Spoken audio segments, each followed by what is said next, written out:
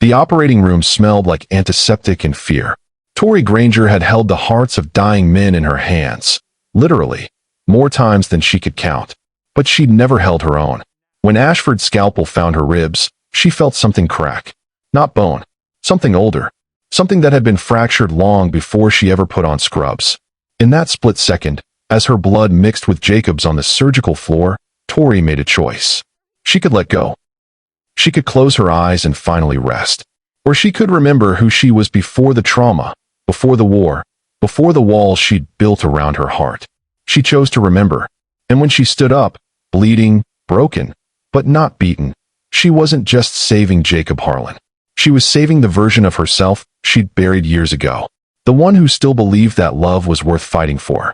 This story is about the moment when everything falls apart and you have to decide who you really are. So I'm asking you, if you were in that, or bleeding and broken, what would you have chosen? Let me know in the comments. And if you believe that sometimes the hardest battles are the ones we fight for ourselves, make sure you're subscribed. Because this story is just getting started. You have to explain this now. Serves you right. My tummy hurts. The clock on the nightstand read 4:47 a.m. when Tori Granger's eyes snapped open. No alarm. No sound. Just the military precision of a body that had been trained to wake before danger arrived.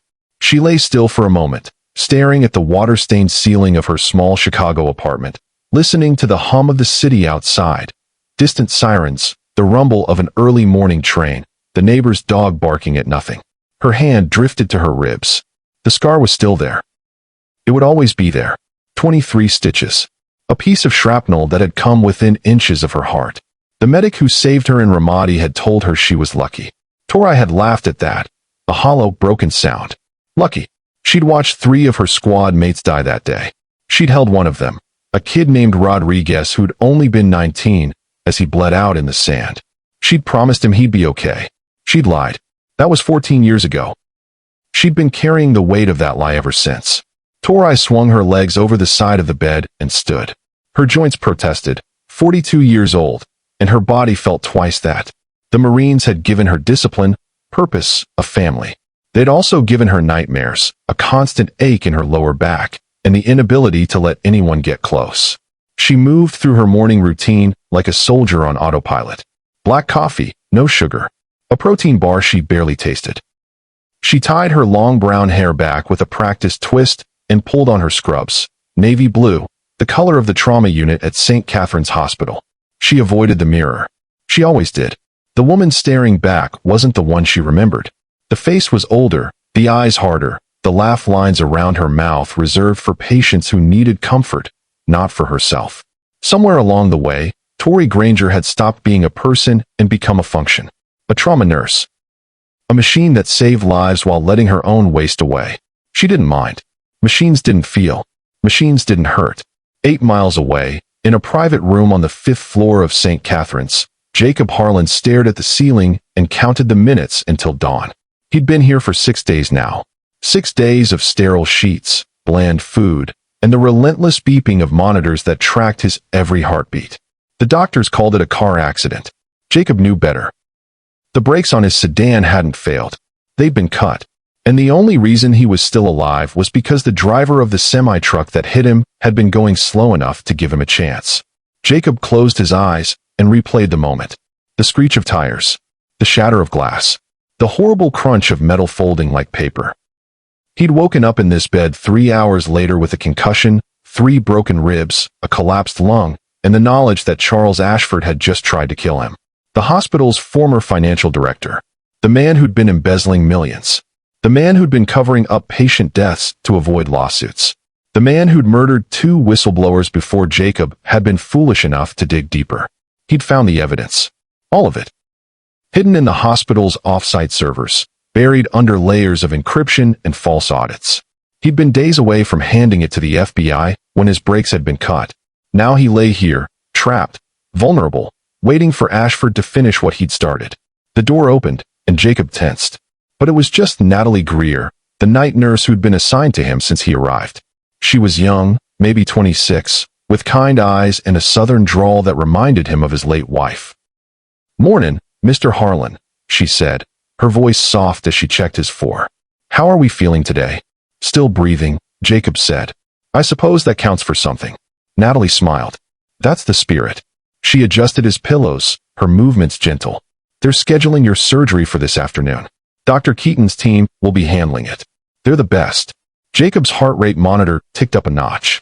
Surgery meant anesthesia. Anesthesia meant unconsciousness. Unconsciousness meant he couldn't protect himself. "What time?" he asked. 2 o'clock, Natalie said.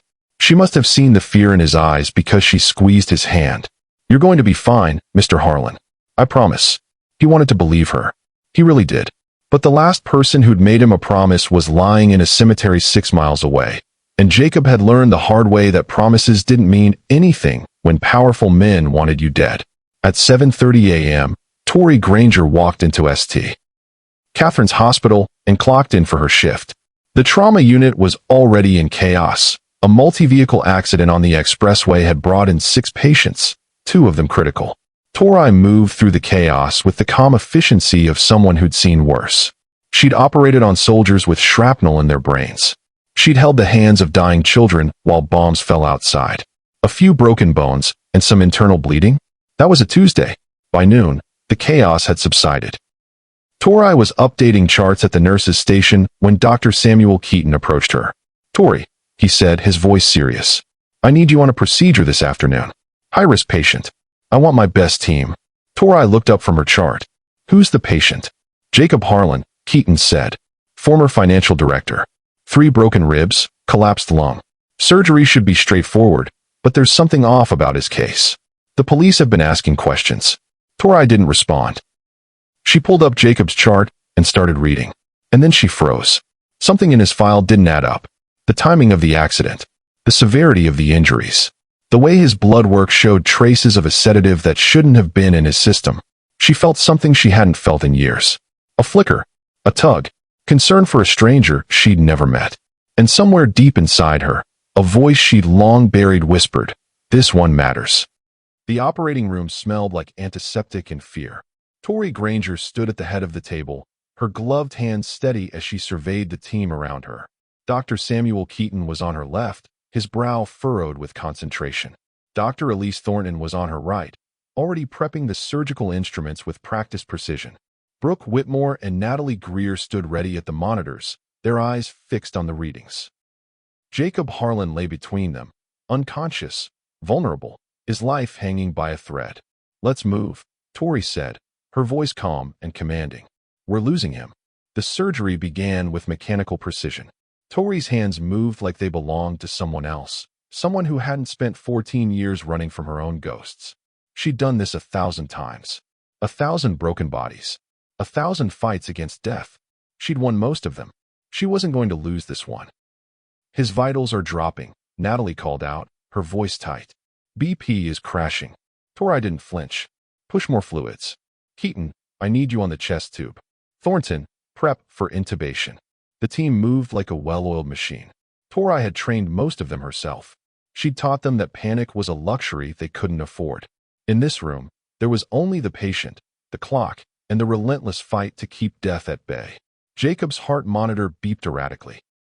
Tori could see the fear in Keaton's eyes, but she didn't acknowledge it. She couldn't.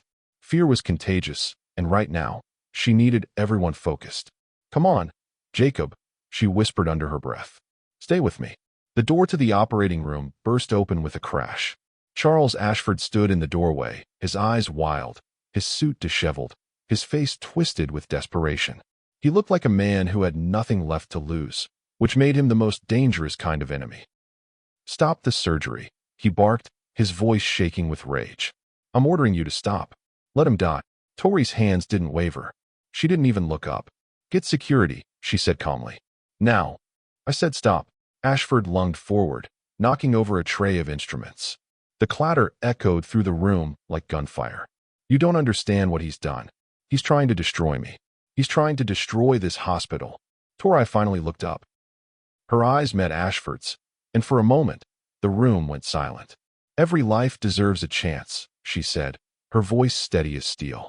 That's not negotiable. Ashford's face contorted with rage. He grabbed a scalpel from the spilled tray, a flash of silver in the harsh surgical light. Before anyone could react, he lunged at Tori. The blade sank into her side. Tori gasped. The pain was immediate, blinding, a white-hot fire that spread through her abdomen like liquid lightning.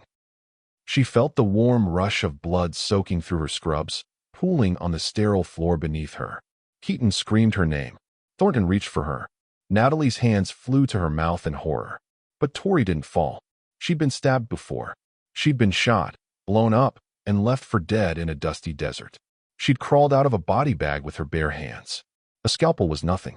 Her Marine training kicked in with cold, brutal precision. She grabbed Ashford's wrist and twisted. The scalpel clattered to the floor. She drove her knee into his stomach and followed with an elbow to his jaw. He crumpled like a paper bag, dazed and gasping. Then she looked up at her team. Her blood was everywhere. Her vision was blurring at the edges. Her heart was pounding so hard she could feel it in her throat. But her voice was barely a whisper, yet it cut through the chaos like a blade. Right now, I need you to do something for me. Hit that like button if you believe that every life deserves a chance, no matter what. And drop a comment telling me if you've ever had to stand your ground when everything inside you wanted to collapse. Because I'm about to, and I need to know I'm not alone. She gripped the edge of the surgical table and pulled herself up. Her knees buckled, but she held steady. Finish the surgery, she ordered. Save him.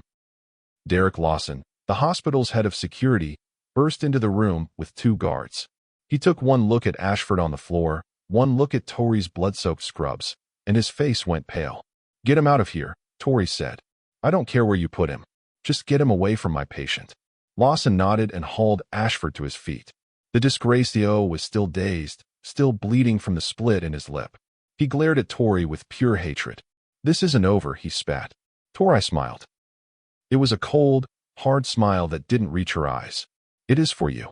As the guards dragged Ashford out, Tori felt her legs give way. Keaton caught her before she hit the floor. You're bleeding out, he said, his voice urgent. We need to get you into surgery. Now. No. Tori said, her voice fading. Save Jacob. That's an order. Keaton hesitated. Then he nodded. Tori's vision was darkening, but she caught one last glimpse of Jacob Harlan's face. Pale, unconscious, fighting for his life. She'd never met him before today. She'd never spoken a single word to him. But as the world went black, she felt something she hadn't felt in 14 years. Connection. The fluorescent lights in the recovery room were too bright. They always were. Tori Granger opened her eyes and immediately regretted it. The light stabbed into her skull like 1,000 tiny needles. Her side throbbed with a dull, persistent ache that pulsed with every heartbeat. She could feel the bandages wrapped tight around her ribs, the tug of stitches pulling at her skin. She tried to sit up. Bad idea. Whoa. Dr. Elise Thornton appeared at her bedside, her face etched with concern. You need to stay still, Tori. You just had surgery. You lost a lot of blood. Tori ignored her. She swung her legs over the side of the bed, gritting her teeth against the pain. I need to get back to the floor. Jacob Harlan. Jacob Harlan is fine, Thornton said firmly, pressing a hand to Tori's shoulder. The surgery was successful. He's in recovery. And you were stabbed, Tori. You almost died. Tori let out a hollow laugh. Almost doesn't count. Thornton's eyes narrowed. This isn't funny. You could have bled out on that floor. If Derek hadn't gotten there when he did. But he did. Tori cut her off. I'm fine. I'm always fine. She pushed herself to her feet, swaying slightly. The room tilted, then righted itself. She took a shaky step toward the door. Thornton stepped in front of her. You're not going anywhere. You're staying in this bed until Dr. Keaton clears you. That's an order. Tori opened her mouth to argue, but the fight drained out of her. She was too tired, too weak, too broken. Fine, she muttered, collapsing back onto the bed. But I'm not staying long. She kept her word. 48 hours later, when a hospital therapist was sent to her room, a well-meaning woman with gentle eyes and a clipboard, Tori dismissed her before she could even sit down. I don't need to talk, Tori said flatly. I need to go back to work. The therapist tried to push. Tori, what you experienced was traumatic. You were attacked in your place of work. You were stabbed. It's completely normal to need. What I need, Tori interrupted, is for everyone to stop treating me like I'm broken. I'm not broken. I'm a Marine. Marines don't fall apart because of a little stab wound. The therapist opened her mouth, then closed it. She nodded slowly, wrote something on her clipboard, and left.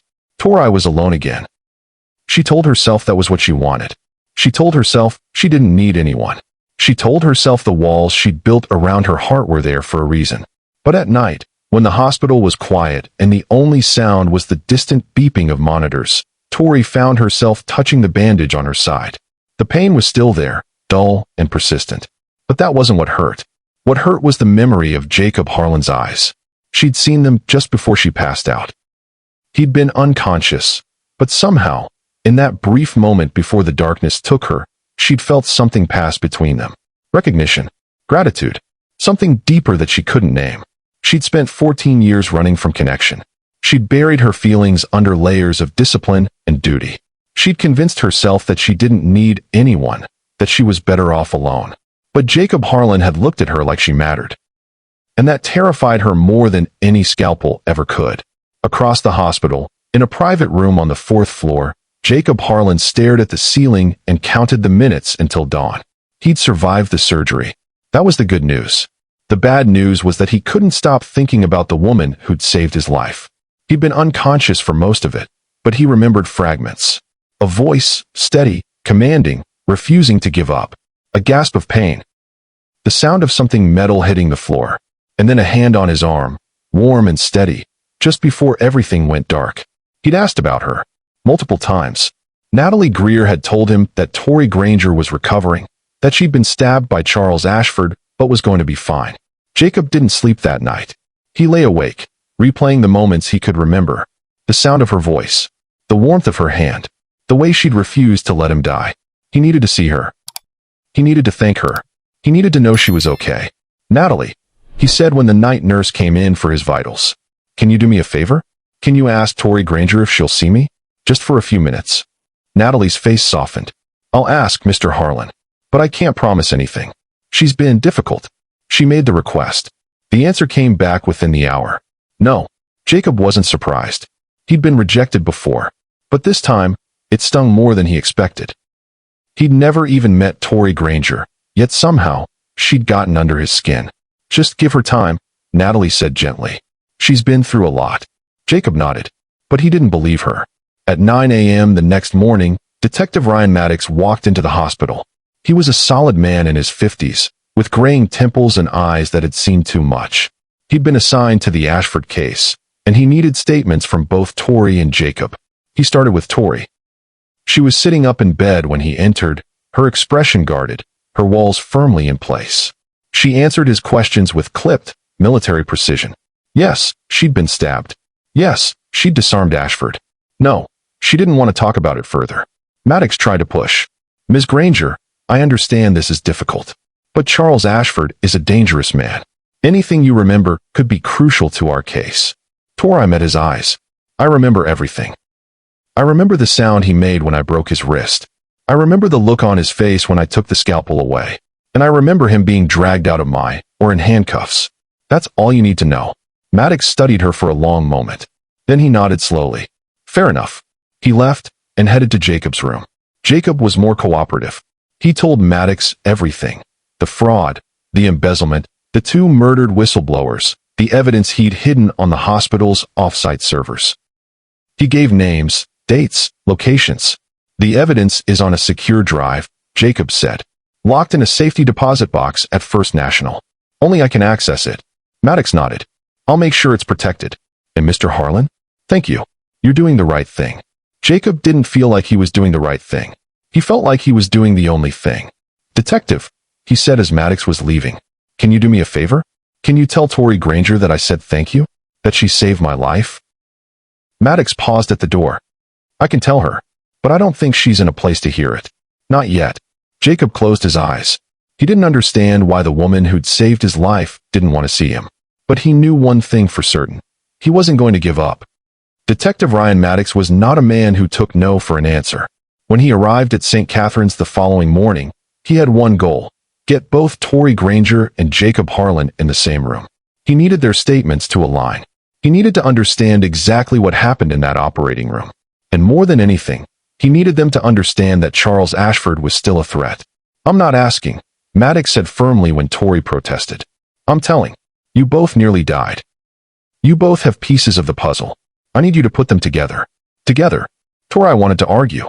She wanted to tell Maddox that she didn't do together. She'd spent 14 years doing everything alone, and she'd survived just fine. But the look in Maddox's eyes told her this wasn't a battle she was going to win. "Fine," she muttered. "But I'm not staying long." The private conference room on the third floor was small and sterile. White walls. Fluorescent lights. A single table with 2 chairs facing each other. It looked more like an interrogation room than a meeting space.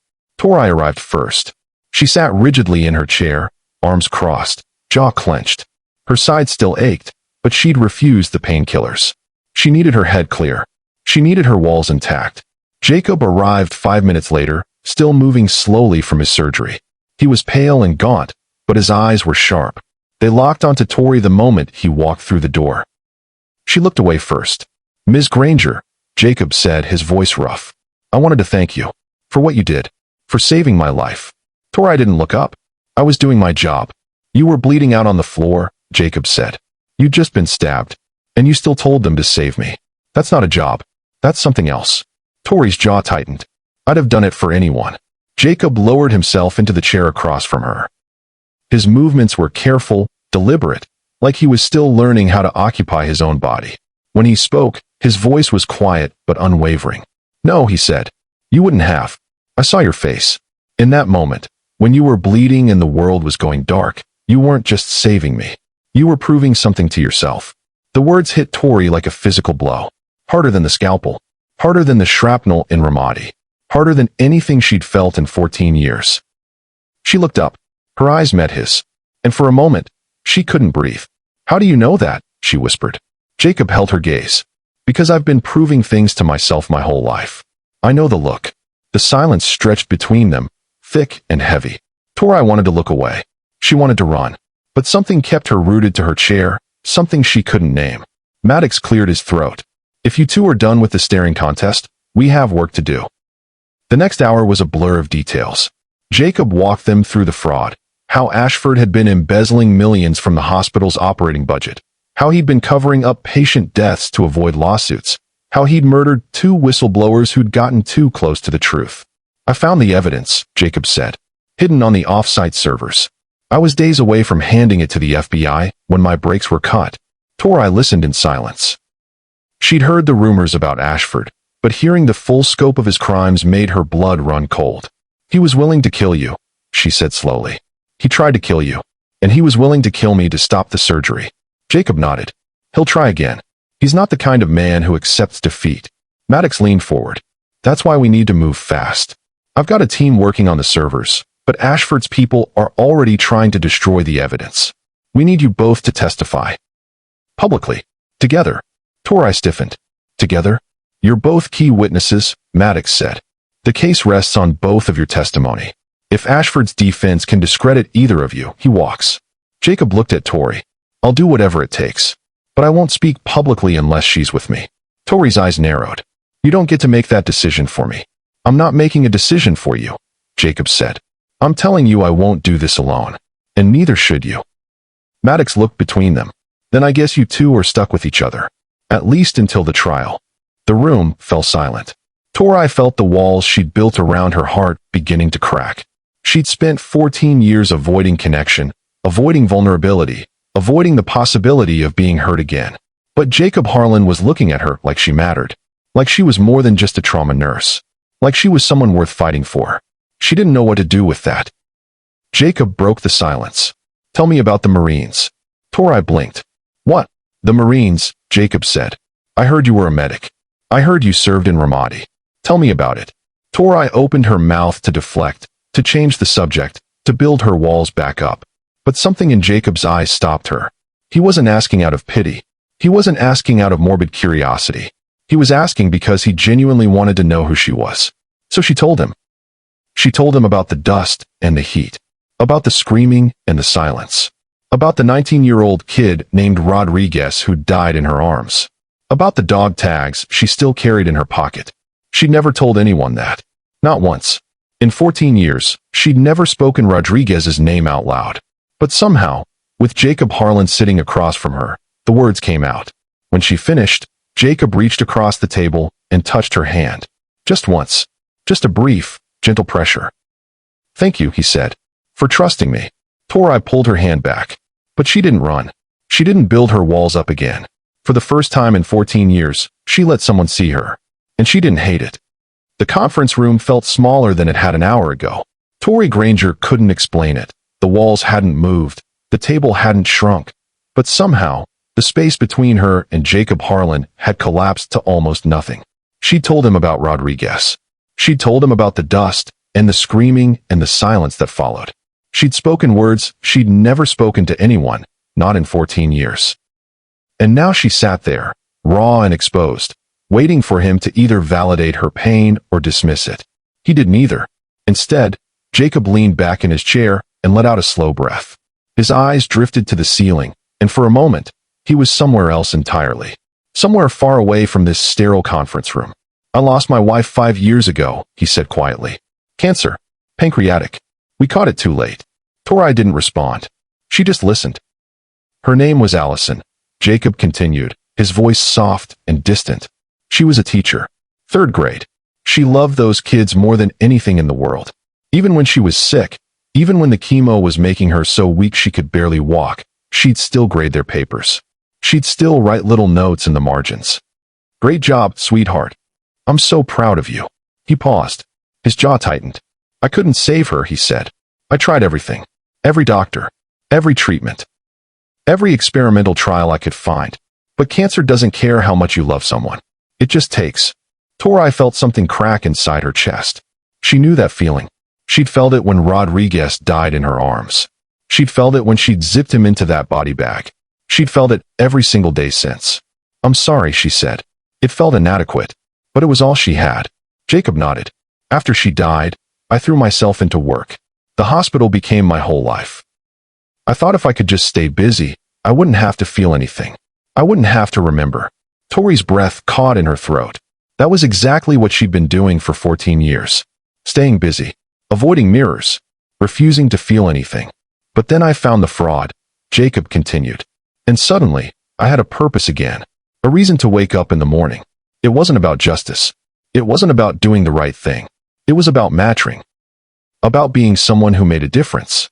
He looked at her then. His eyes were red-rimmed, but he didn't look weak. He looked like a man who'd been carrying a weight for too long and was finally ready to put it down. "When Ashford stabbed you," he said, "I was still half under anesthesia. But I heard you. I heard the way you told them to save me. And in that moment, I realized something. I wasn't just fighting for myself anymore. I was fighting for you too." Tori shook her head. "You don't even know me." "I know enough," Jacob said. "I know you're a Marine who carries a dead soldier's dog tags because you can't let go of the guilt. I know you're a nurse who saves everyone because you couldn't save one person. And I know you've been running from connection your whole life because you're terrified of losing someone again." His words hit Tori like a freight train. She felt her walls crumbling, falling apart brick by brick. She wanted to run. She wanted to hide. But something kept her rooted to her chair. She reached into her pocket and pulled out the dog tags. They were worn and faded, the edges smoothed by years of handling. She'd never shown them to anyone. Not once. "I couldn't save him," she said, her voice barely above a whisper. "I held him in my arms, and I promised him he'd be okay. And he died anyway. So now I save everyone I can. That's why I'm a nurse." The silence stretched between them. Then Jacob reached across the table. His fingers brushed against hers. Gentle, tender, like he was handling something precious. "You saved me," he said softly. "That counts for something." Tori pulled her hand back. Not because she wanted to, but because she was scared. The tenderness in his touch was more terrifying than any bullet or bomb she'd ever faced. "I can't," she said. "I can't do this. I can't let anyone in." Jacob didn't push. He just nodded slowly and pulled his hand back. "I know," he said. "I understand. But if you ever change your mind, I'll be here." Tori opened her mouth to respond, but before she could, the door burst open. Derek Lawson stood in the doorway, his face pale and urgent. "Bad news," he said. "Ashford's lawyers got him out on bail. He's already been released from custody." The air went out of the room. Tori felt the ground shift beneath her feet. Ashford was free. The man who tried to kill them both was walking the streets right now. No, she breathed. How? Money, Lawson said bitterly. Power. Corrupt judges. Pick one. He's out, and he's looking for both of you. Jacob's face went white. His hand instinctively reached for Tori's. This time, she didn't pull away. What do we do? He asked. Tori's Marine training kicked in. Her fear receded, replaced by cold, calculated focus. We protect each other, she said. And we make sure he never gets another chance to hurt anyone. For the first time in 14 years, Tori Granger wasn't alone. And for the first time in her life, she didn't want to be. The secure floor of St. Catherine's was different from the rest of the hospital. It was quieter, for one thing. Fewer visitors. Fewer distractions. The hallways were lined with private rooms designed for VIPs and witnesses who needed protection. Jacob Harlan had been moved here the night Ashford was released on bail. The hospital administration had made the decision without asking him. Security was tight. Guards were stationed at every entrance. No one got in without clearance. Tori Granger volunteered to be his personal nurse. I'm not leaving him alone, she'd told Dr. Keaton. Ashford's people are still out there. If they try again, they'll have to go through me. Keaton had tried to argue. Tori, you're still recovering. You were stabbed less than a week ago. Then I'll recover on the job, she'd said flatly. I've worked through worse. So now she sat in Jacob's room, watching the monitors, listening to the steady beep of his heart. It was 2 a.m. The city outside was dark and quiet. The only light came from the distant glow of Chicago's skyline. Jacob was awake. He'd been awake for hours, staring at the ceiling, lost in thought. You don't have to stay, he said quietly. I know you're exhausted. Tori shook her head. I'm fine. You're not fine. You're running on adrenaline and stubbornness. I recognized the look. She almost smiled. Almost. Pot calling the kettle black, she said. I've seen you refuse sleep for 3 nights straight. Jacob let out a soft laugh. It was the first time she'd heard him laugh, and the sound surprised her. It was warm and genuine, not bitter or hollow. All right, he said. Truce. We're both stubborn idiots. Happy. Ecstatic. The silence that followed was comfortable. Not awkward. Not tense. Just two people sharing space, sharing breath, sharing the quiet of the night. Jacob spoke first. Allison used to love the night shift. She'd stay up grading papers until 3 a.m., drinking tea and listening to jazz. I used to tell her she was crazy. But secretly, I loved it too. It was our time. Just the two of us. Tori listened. She didn't interrupt. She didn't try to fix anything. She just let him talk. What did she teach? Tori asked. 3rd grade. She loved those kids like they were her own. Every year, she'd cry on the last day of school. She'd tell me, they're not my kids anymore, Jake. They're moving on. And I'd hold her and tell her that was a good thing. That she'd given them something to carry with them. Jacob's voice cracked. Just a little. But Tori heard it. I miss her, he said simply. Every single day. Tori felt something shift in her chest. She'd spent 14 years running from this feeling, this vulnerability, this openness. But sitting here, in the dark, with this man who'd lost everything and was still fighting, she felt her walls start to crumble. She told him about Texas. About the small town where she'd grown up, the dusty roads, and the wide open sky. About her father, a veteran who'd taught her how to fight and how to survive. About her mother, a nurse who'd taught her how to care and how to heal. My dad used to say I was too stubborn for my own good, Tori said. He'd tell me, Tori, you're like a mule. You just keep going, no matter what. I took it as a compliment. Jacob grinned. It is a compliment. Yeah, I guess it is. They talked for hours. About nothing and everything.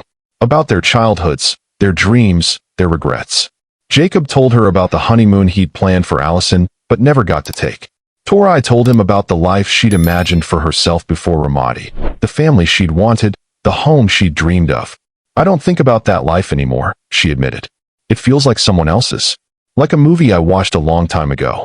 Maybe it's not too late, Jacob said softly. Tori looked at him. Really looked at him. His eyes were kind and sad and hopeful all at once. He was the first person in 14 years who'd made her feel like she wasn't broken. She let out a small laugh. You know what I just realized? We've spent hours talking about the most personal things in our lives, and we still haven't had a single conversation about hospital food. Jacob burst out laughing. It was loud and genuine and completely unexpected. Oh, you want to talk about hospital food? he said. Let me tell you about the chicken they served me on Tuesday. I'm not convinced it wasn't processed cardboard. Tori laughed too. It was a real laugh, not hollow, not forced. It felt foreign on her lips, but she liked it. That's not chicken, she said. That's what we call mystery meat in the trauma unit. We've got a betting pool on what it actually is. Please tell me you're joking. I never joke about betting pools. Jacob was still laughing when he reached across the small space between them. His fingers found hers. Gentle, warm. She didn't pull away. She let him hold her hand. In the silence of the night, with his hand wrapped around hers, Tori looked out the window at the Chicago skyline. Her voice was soft, almost to herself. You know, if you're still here with me right now, if you believe that even broken people deserve a second chance at connection, hit that subscribe button. Because what I'm about to do, it's going to take everything I have. And I have a feeling you're going to want to see how this ends. She turned back to Jacob, and for a moment, the walls were gone. There was no trauma nurse, no Marine, no woman running from her past. Just Tori, just a woman who'd finally let someone see her. And then the phone rang. It was Derek Lawson. His voice was urgent, clipped. Ashford's been spotted near the hospital. 3 blocks away. Get Jacob to a secure room. Now, the walls went back up. The soldier returned. Where? Tori asked, already moving. South entrance. He's with 2 men. We think they're armed. Tori looked at Jacob. His face was pale, but his eyes were steady. Come on, she said. We're leaving. Now. She grabbed his hand. Not gently, not tenderly. This time, it was a grip of pure survival. Ashford was coming. And this time, he wasn't going to stop until they were both dead. The call from Derek Lawson sent Tori Granger into survival mode. She grabbed Jacob's arm and pulled him toward the door, her eyes scanning the hallway for threats. Move, she said. Now. They made it to the secure stairwell before the first shot rang out. It was distant, muffled by walls and floors, but Tori recognized it instantly. Gunfire. Close. Too close. Keep going, she hissed. Don't stop. They descended 3 flights before Tori's phone buzzed. It was a text from a number she didn't recognize. Come to the east stairwell. Alone. Or he dies. Tori's blood turned to ice. She knew that voice. It belonged to Brooke Whitmore, one of her most trusted nurses. The woman who'd worked beside her for years. The woman who'd helped her save countless lives. Tori. Jacob's voice was tight with fear. What's wrong? Tori's mind raced. Brooke was on Ashford's payroll. She'd been feeding him information the entire time. And now she had something Tori couldn't ignore. Stay here, Tori said. Lock the door behind me. Don't open it for anyone. Jacob grabbed her wrist. Tori, no. Whatever you're thinking of doing, don't. I have to. Tori. She pulled away. I'll be back. I promise.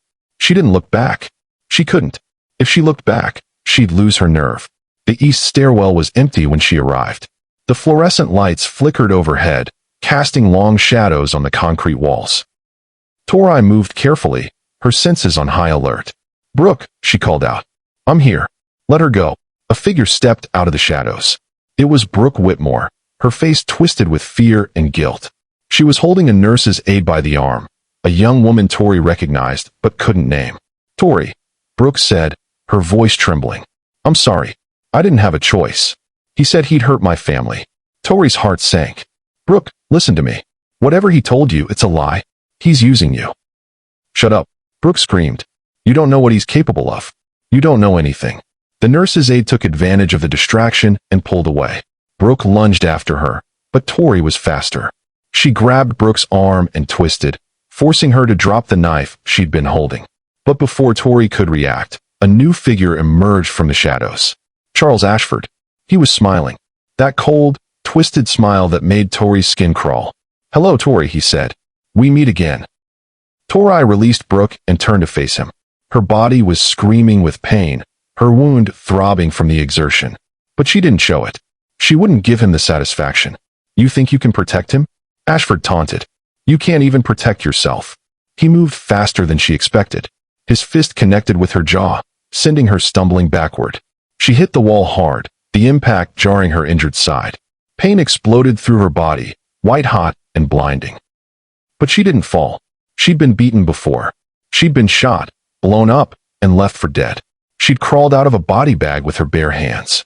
Ashford's fists were nothing. She straightened up, blood dripping from her split lip, and looked him in the eye. "That all you got?" she spat. Ashford's face twisted with rage. He hit her again, this time in the stomach. Tori doubled over, gasping for air. But she didn't break. She lifted her head and spat in his face. Blood and saliva mixed with his expensive suit. "Go to hell," she whispered. Ashford roared with fury. He grabbed her by the hair and slammed her head against the wall. The world went black. Jacob waited 10 minutes. Then 20. Then 30. By the time he realized Tori wasn't coming back, it was too late. He unlocked the stairwell door and ran down the stairs, his heart pounding in his chest. He found her in the east stairwell, unconscious, beaten, blood pooling beneath her head. "No," he breathed. "No, no, no."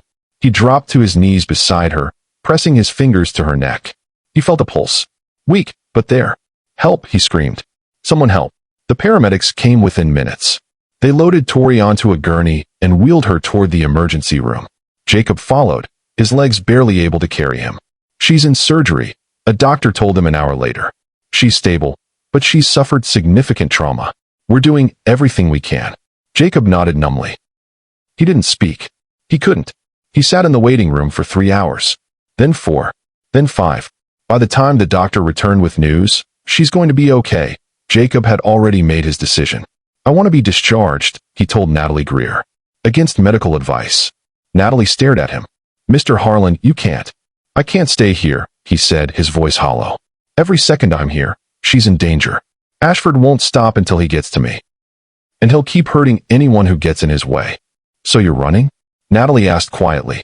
Jacob looked at her. His eyes were red-rimmed, his face pale. "I'm protecting her," he said. "The only way I know how." He signed the discharge papers and left the hospital at dawn. He didn't say goodbye. He didn't leave a note. He just disappeared. Tori woke up 3 days later.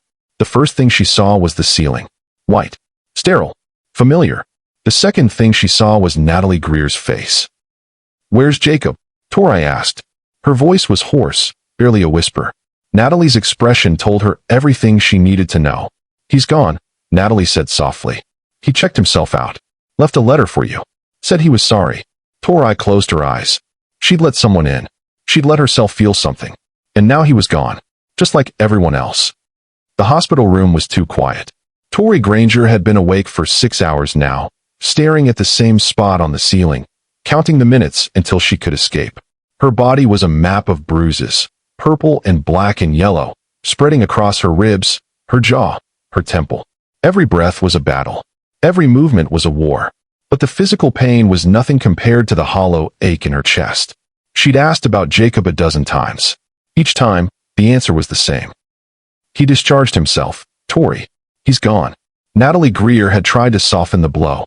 She'd brought the letter Jacob had left, a crumpled piece of paper with a few shaky lines in his handwriting. Tori had read it once. She hadn't read it again. "I'm sorry. I can't stay. I'll only get you hurt. Please forget about me. Forget about him." As if that were possible, Tori closed her eyes and replayed the last moments she remembered. Ashford's fist connecting with her face, the crack of her head against the wall, the darkness swallowing her whole. And then Jacob. Jacob's voice. Jacob's hands. Jacob's face, pale with terror as he screamed for help. She'd let him in. After 14 years of walls and distance and careful isolation, she'd let someone see her. And now he was gone. Something broke inside her. Not her ribs. Not her skull. Something deeper. Something she'd been protecting for so long she'd forgotten it was there. Her heart. She'd spent 14 years running from connection. From vulnerability. From the possibility of losing someone she loved. She'd told herself she was protecting herself, that she was safer alone, that she didn't need anyone. But Jacob Harlan had looked at her like she mattered. He'd held her hand in the dark. He'd made her laugh. He'd made her feel like she wasn't broken. And now he was gone. Tori swung her legs over the side of the bed. Her body screamed in protest, but she ignored it. She pulled the 4 from her arm, pressed a gauze pad to the wound, and stood. "Tori, what are you doing?" Natalie rushed to her side. "You can't leave. You're still recovering." "I'm done recovering," Tori said. "I'm done running. I'm done letting fear control my life." She found her clothes in the closet. She dressed slowly, painfully, but she dressed. She didn't look in the mirror. She didn't need to see the bruises to know they were there. "I need a phone," she said. "Detective Maddox's number. 8 miles away, In a dingy motel room on the outskirts of Chicago, Jacob Harlan sat on the edge of a bed that smelled like stale cigarettes and desperation. He'd been here for 3 days. 3 days of staring at the same 4 walls. 3 days of staring at his phone. 3 days of fighting the urge to call her. He'd left her. He'd walked out of that hospital like a coward, convinced he was protecting her. But the truth was simpler and uglier. He was terrified. He was terrified of losing her, of watching Ashford hurt her because of him, of falling in love with someone only to have them taken away again. Allison's face appeared in his mind. Her smile. Her laugh. The way she'd looked at him in those final weeks. Her eyes full of love and fear and acceptance. She'd known she was dying. She'd known he was helpless to save her. And she'd loved him anyway. Jacob had spent 5 years running from that love. He'd buried it under work and duty and the relentless pursuit of justice. He'd convinced himself that he didn't need anyone else, that he couldn't survive another loss. But Tori had changed everything. She'd walked into that operating room and saved his life. She'd bled for him. She'd fought for him. She'd trusted him with her deepest wounds, the dog tags she'd never shown anyone, the story of Rodriguez that she'd never told. And he'd repaid her by running away. He stared at his phone. Her number was saved in his contacts. One tap, and he could hear her voice again. But what would he say? I'm sorry. I was scared. I love you. The last thought hit him like a freight train. Love. He loved her. After 5 years of numbness, 5 years of running, he'd fallen in love with a woman he'd known for less than 2 weeks. And he'd left her in a hospital bed. Jacob buried his face in his hands and let out a sob. It was raw and ugly and broken. He didn't care. There was no one here to see. The knock on the door came at 8 p.m. Jacob froze. No one knew he was here. He'd paid in cash, used a fake name, told no one his location. He moved to the door, his heart pounding. He peered through the peephole and felt his breath catch. It was Tori. She was bruised and bandaged, her face swollen, her lips split. She was leaning against the doorframe for support, her eyes red-rimmed but fierce. She looked like she'd been through a war. Jacob opened the door. Tori, he whispered. What are you doing here? She looked at him, really looked at him, and then she spoke. You left, she said. Her voice was hoarse, barely above a whisper. You left me. Jacob's face crumpled. I was scared. I was so scared. I understand, Tori said. I've been leaving my whole life. Every time someone got close, I ran. Every time I felt something real, I buried it. I told myself I was protecting myself, but I was just scared. She took a step forward. Her hand reached out and touched his cheek, gentle despite her bruises. I'm done running, she said. I'm done being scared. I came here because I need you to know something. Jacob's voice cracked. What? She stepped inside the room, closing the door behind her. They stood in the doorway of that dingy motel room. 2 broken people finally telling the truth. Tori's eyes glistened, but she didn't cry. Not yet. If you've ever been too scared to reach out to someone you love, if you've ever let pride keep you from saying what's in your heart, drop a "I understand" in the comments right now. And if you're watching this on a Friday night, do me a favor, share this story with someone who needs to hear it. Because sometimes, the bravest thing we can do is knock on the door. She stepped closer. Her hand found his. I love you, Jacob, she said. I don't know how it happened. I don't know why. But I love you. And I'm not running anymore. Jacob broke down. His arms wrapped around her, pulling her close, burying his face in her hair. I love you too, he choked out. I was so scared of losing you. Then don't, Tori said. Don't lose me. Don't leave me. Stay. Fight. With me. He pulled back and looked at her. Her face was bruised, her body broken, her spirit unbreakable. She was the strongest person he'd ever met. Together, he asked. Together, she promised. He kissed her. Gently, carefully, mindful of her injuries. But it was real. It was honest. It was everything they'd both been running from. When they pulled apart, Tori smiled. It was small and fragile, but it was real. Now, she said, let's go catch a corrupt CEO. The evidence was everything Jacob had promised and more.